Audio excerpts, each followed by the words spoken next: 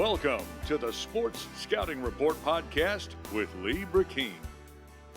Hi, everyone. You're listening to the Sports Scouting Report. I'm your host, Lee Burkeen. Today shows the LSU recap of the Tennessee game, which is a game you want to forget. We're going to talk about that game.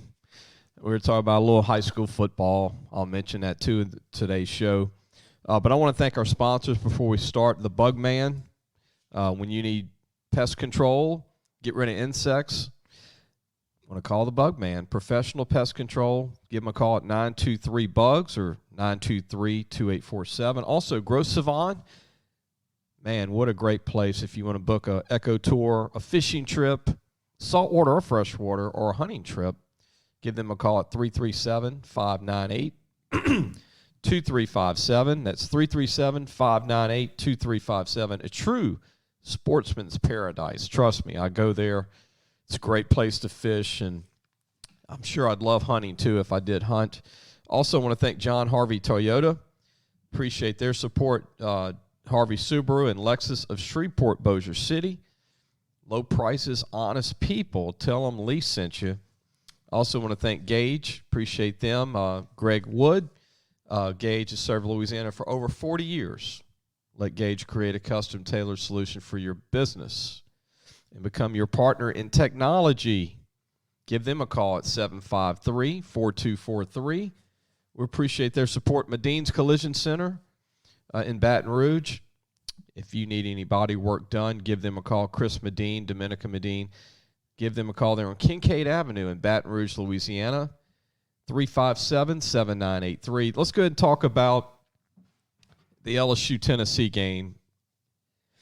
You know, there's been a lot of people answering on the internet. I've read a lot of the stuff. A lot of people are very emotionally upset. And, I went to the game like a lot of people did.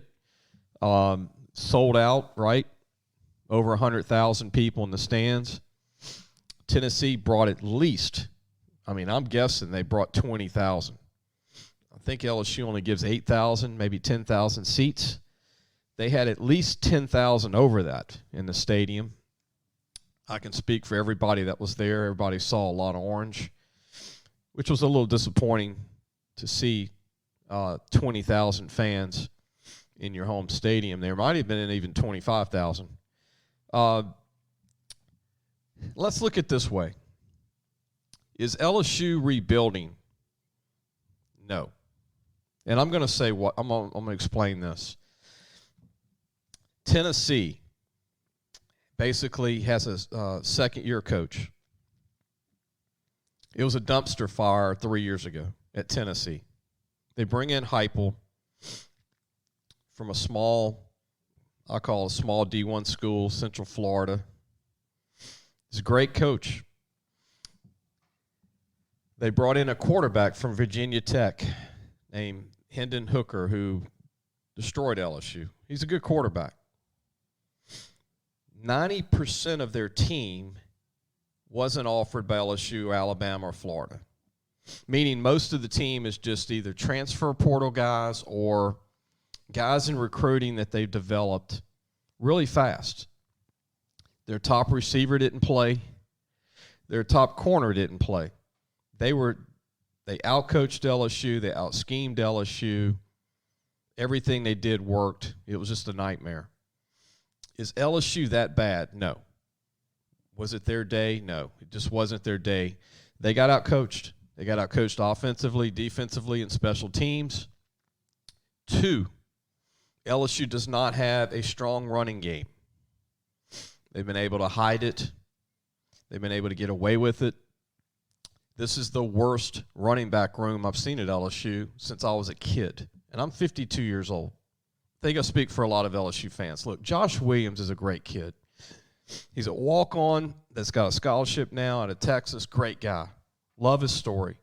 But he's not a number one back in this conference. He's not a Jeremy Hill. He's not a Kevin Falk. He's not a Jacob Hester.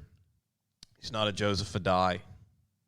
He's not on that level, and no one on this team Noah Cain's solid. You know, he was a third-team back at Penn State. He's solid. Your best back is hurt, Goodwin. And you had a kid leave, Kiner, who transferred in the offseason. You had another running back who didn't make it for some reason, unknown why he's not back. But the running back room's very weak right now. And your quarterback position's not strong throwing the ball. And we're going to take a break. When we come back, I'm going to give another theory why LSU's not rebuilding and why they're not doing well right now. It's a combination of things. We'll be right back. Listen, whatever you're driving right now, Tommy Harvey wants it. Bring it in to Harvey Subaru, Lexus of Shreveport, Bossier City, or John Harvey Toyota. They're paying big bucks for all trades right now. They'll cut you a check right there. Tell them Lee sent you. Gros Savon Lodge, the true sportsman's paradise. Gros Savon Lodge has fresh and saltwater fishing, alligator hunting, waterfowl hunting, and eco tours located south of Lake Charles, Louisiana. Give them a call at 337-598-2357. That number to call again is 337-598-2357, and have the time of your life. Welcome back. You're listening to the Sports Scouting Report. I'm your host, Lee Burkeen. I went over the coaching staff getting out-coached offensively, defensively, special teams is atrocious. Going down 10-0, didn't lose the game. It didn't help the game. I know Coach Kelly mentioned it was being in a hole 10-0. It didn't help.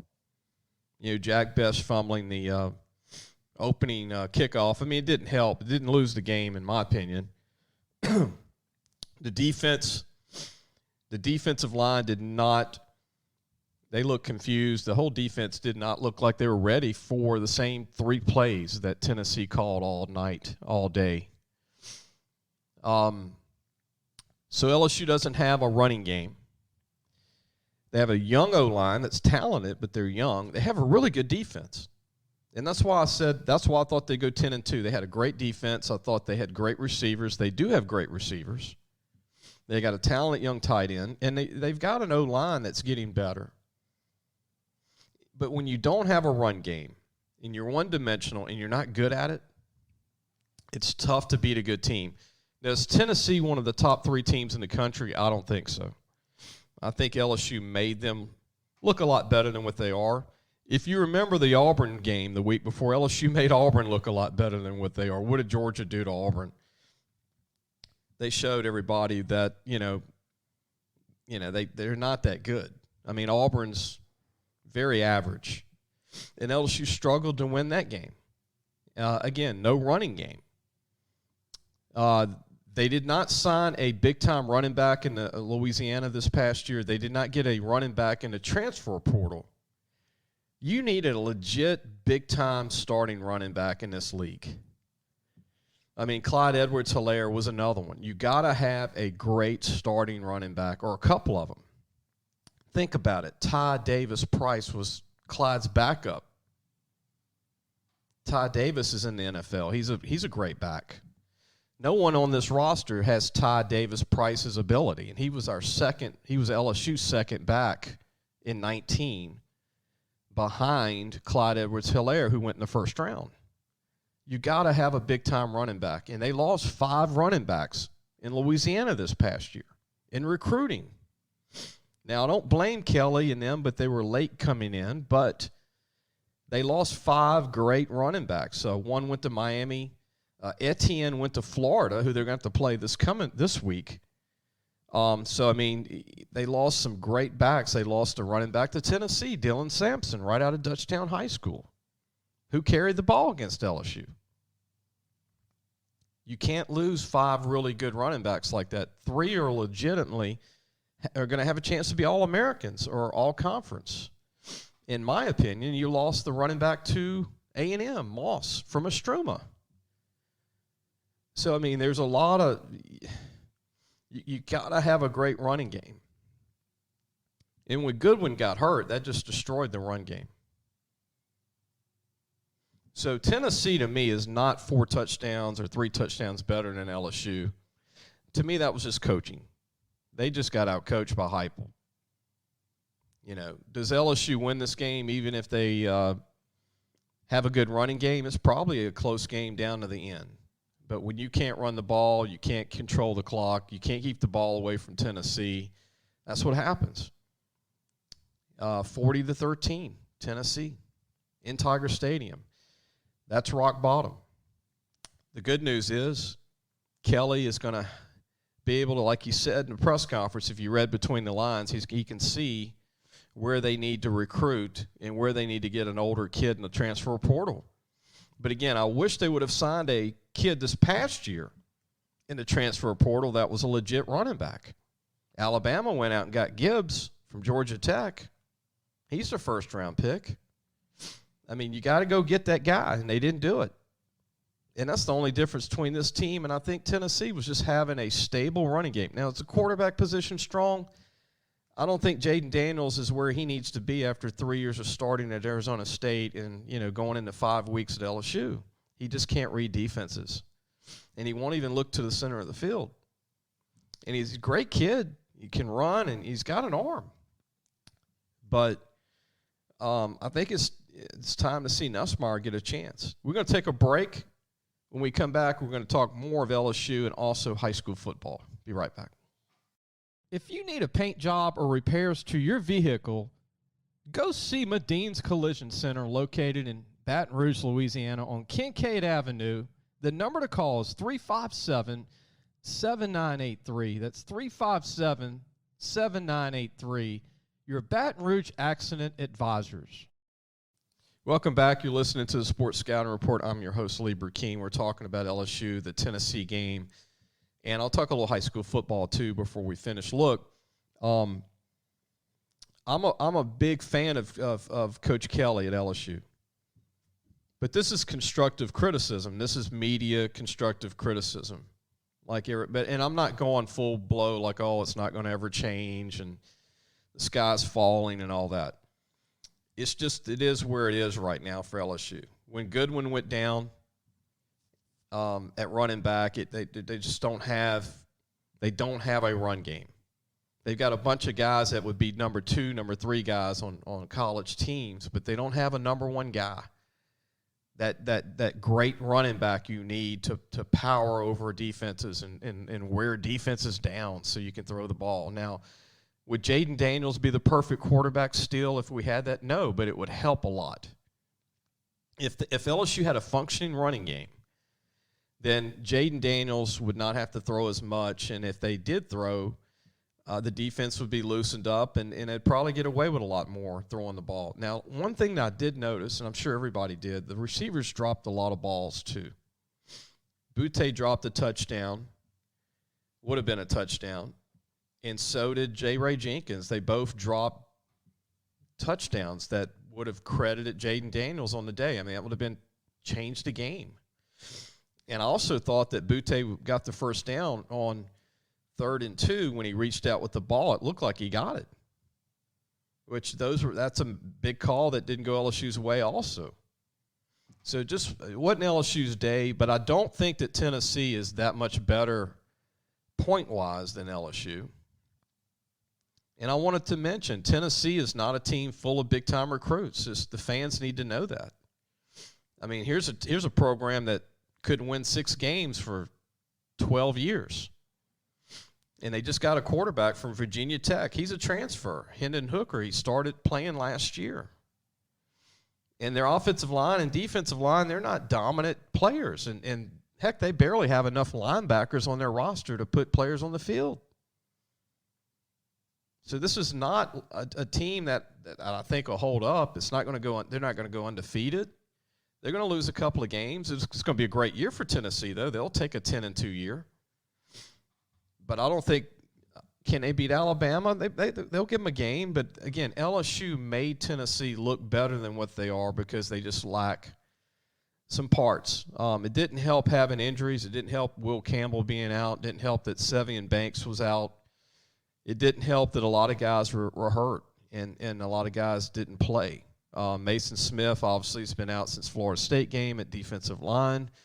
But I don't think any of that would have changed, even if all of those guys would have played. The coaching staff got out-coached in that game. And look, for the future, LSU's got to find a big-time running back. They really have to find a difference maker at running back. That's the only way this offense is going to be functional the way even Coach Kelly wants it, because he likes to run the ball. He likes a balanced offense, but you need that big-time running back. And they always had one at Notre Dame, too. We're going to go ahead and take a break. When we come back, we're going to talk a little bit more high school football. I'm going to talk about Catholic High Bears of Baton Rouge. I had a chance to go see them play against Liberty. We'll be right back. What does that bug man do? Not only do we do pest control, we do odor control, bat removal, moisture control, rodents, and of course, bed bug control. Give the bug man a call. We get them before they get you. Gage has served Louisiana for over 40 years. Let Gage create a custom tailored solution for your business and become your partner in technology. Give them a call today at 225-753-4243 and help your business get better connected with Gage. Welcome back. You're listening to the Sports Scouting Report. Lee Burkeen is your host here. Again, I think Coach Kelly is the right guy for the job. I'm still a big fan of Coach Kelly. He's got to go sign a couple of big-time running backs. He's got to go get more D linemen and a couple of more O linemen for the future. I think the O-line has a lot of young guys on the roster.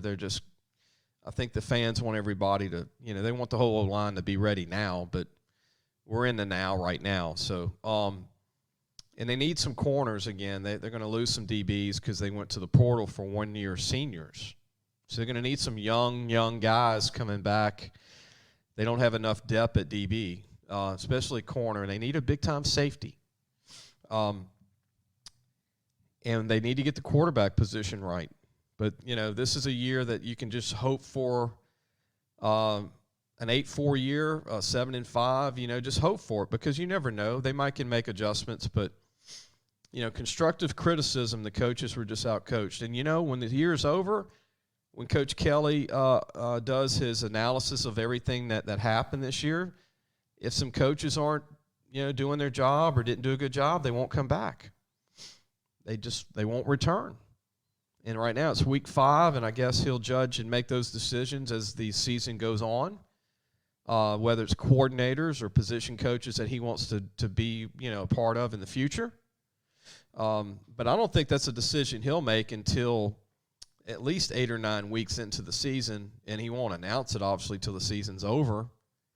But he's not going to fire any coaches, I don't think, being his first year, after 5 games. But trust me, if they're not, fitting into the puzzle for the future, there will be changes, when the season's over. I know Kelly will do that, just like Saban.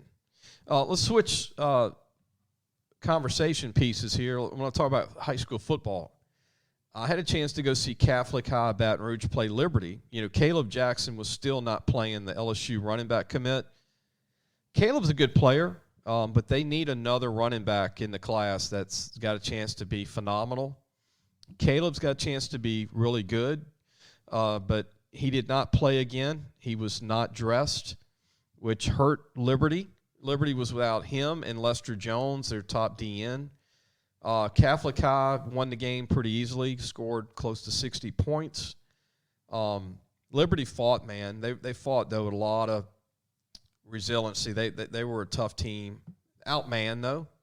Shelton Sampson, who's committed to LSU receiver, I'm going to tell you something. I was always a big fan of Shelton. Every year I've watched him since his freshman year. But this kid is incredible. He's turned it on. He's matured as far as his whole body. He's filled out. I mean, he's pushing 6'5". He's 200 and something pounds, 210, 215. Man, he can play. He is a man among boys. Shelton Sampson Jr. will be in the rotation right away next year for LSU. He'll be a star as a freshman at LSU. They're going to have to get him the ball, but he's going to be a stud. He runs great routes. He has great hands. He's huge. He has a Reuben Randall frame, but he can also turn his hips and cut at any moment for a guy that tall and that big. He's got that Julio Jones ability. And look, Brian Thomas, who's on the LSU team now, Shelton Sampson's just a bigger version of him, just to give you an idea. Brian is probably 6'4", about 205, 202. You know, Shelton would come in at 6'4", about 210, 215, running 4.4 with great hands, great routes. And, again, he can really go. He can start and stop as good as anybody in the country coming out of high school. Catholic's got some great young players. Barry Remo, a running back who's going to be a 225 player. He is another Clyde Edwards-Hilaire as far as build. I'm not saying he's as good as Clyde right now, but he's going to be a D1 back when he's finished. They have a freshman DB that's going to be a national recruit. He's already one now. And they've got several other young kids that are going to be great players. Their senior kicker, Landon Carter's a sleeper. I think he can go 1AA. He's good from 50 and beyond. He did not play that night because he was hurt. But he's going to be back this year for Catholic High. I want to go ahead and end the show and hope everybody enjoyed it. Again, LSU, there will be greener days in the future. I am a Kelly fan. I think he was a great hire. Unfortunately, they do not have the running game to take the pressure off of Jaden, who's already struggling right now, Jaden Daniels. But I think a run game would help him a lot. I don't think they're going to have to rebuild. I don't think this is a 5-year project. They just have to go get some running backs.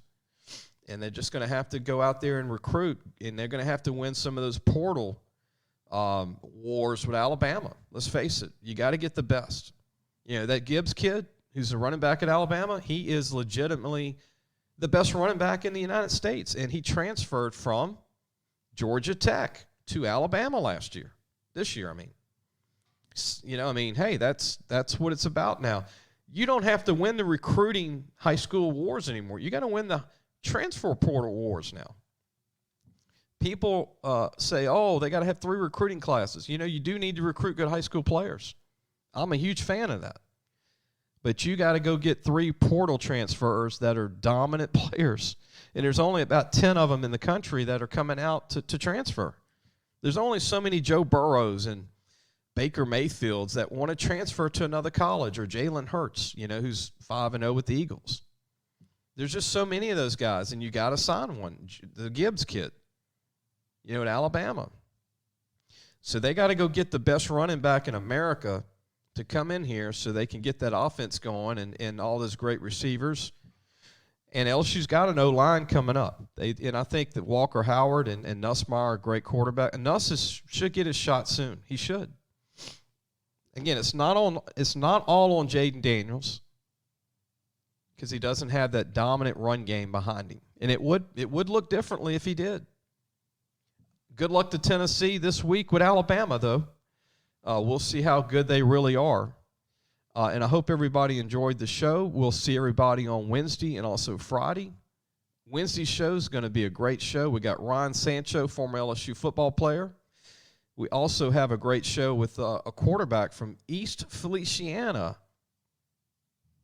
We can't wait to get those shows done. We'll see everybody soon.